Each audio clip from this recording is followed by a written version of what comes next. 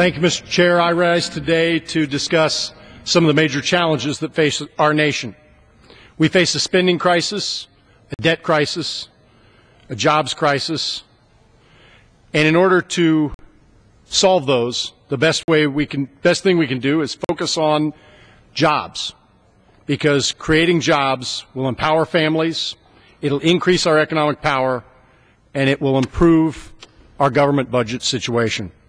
From my many travels around my district in Ohio, from Franklin County to Madison County to Union County, it's become clear that both individuals and businesses need more certainty when it comes to health care costs, energy costs, taxes, and regulation.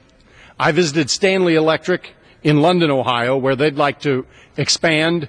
They have temporary workers they'd like to make permanent full-time workers, but government regulations out of Washington are preventing them from doing that.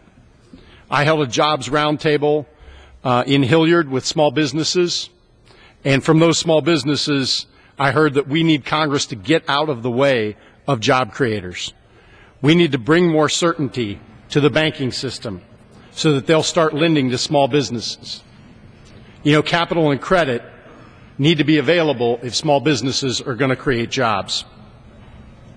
They ask us to change the culture in Washington so that people here understand that government does not create jobs. Small business owners and entrepreneurs create jobs.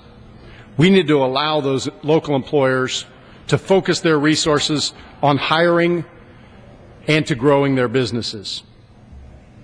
You know, if we allow them, business can and will create jobs. We just need to give them the right incentives, and innovation will be there.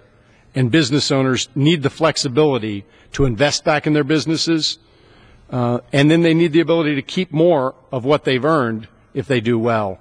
I held a jobs forum in my district at the Ohio State University's Fisher College of Business to discuss with Central Ohio job creators what they need to invest and create jobs. A number of good ideas came out of that forum. Dwight Smith, who is with Sophisticated Systems in Columbus, Ohio, said that Ohio and the nation need to do a better job of putting together job training with unemployment. He said whole categories of jobs are being eliminated in this economy, and we need to make sure that the people that are out there are looking for jobs that are here today and going to be here tomorrow.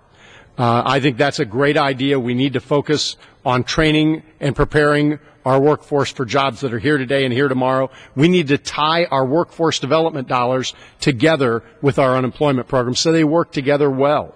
Kathy Ivan, who's the owner of Fabric Farms, a small business owner in my district, was very concerned about the onerous small business regulation of the 1099 provisions that were in the health care bill. I'm glad to say that that particular portion of the health care bill has been repealed, but we have to take further steps to make sure business owners have certainty with regard to health care costs and energy costs so that they'll be willing to hire new employees. John Ness of ODW Logistics shared that government has stepped on the hands and needs to stay out of the way of small business owners.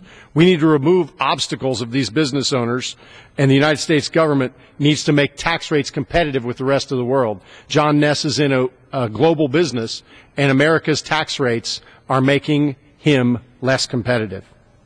Dr. Michael Camp, who's with the OSU Center for Entrepreneurship, spoke about the importance of accelerator projects and how collaboration with Ohio's Third Frontier can yield positive results. You know, I think we've got a lot of work to do, but if we can stay focused on getting government out of the way and giving businesses more certainty, you'll see businesses creating a lot of jobs. Those are just a few of the great ideas that were shared at my jobs forum, and I'll continue to work on those ideas and other ideas and reach out so that we can grow our economy, because the best way to solve our problems is through creating jobs.